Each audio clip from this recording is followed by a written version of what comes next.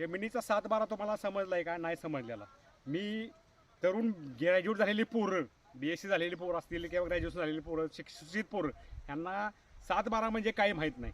7-12 काय काय असतंय? घाणखत माहीत नाही, खरेदी खत माहीत नाही, बक्षीसपत्र माहीत नाही, एकूम माहीत नाही, एकर माहीत नाही, हेक्टर माहीत नाही, किती गुंठ्याचा एकर असतो ते माहीत नाही, हेक्टर किती गुंठ्याचा माहीत नाही, पुन्हा घाणखत, खरेदी खत, हे सगळं तुम्हाला सांगितलं मी. आता दुसरी गोष्ट ही 7-12 आपण समजून घेतला पाहिजे.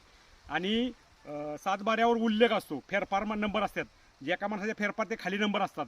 समजा बदल झाला काही 7-12त, तुमचे वडील वारले किंवा तुम्ही एखादं कर्ज प्रकरण केलं, तर त्या ह्याचा फेरफार एक तयार होतो आणि त्या फेरफारच्या ह्याच्या खाली नंबर होतो. इतर हक्क माहीत नाही, पुन्हा नंतर तुमचं पैचा हिस्सा माहीत नाही, एक आणा म्हणजे काय माहीत नाही.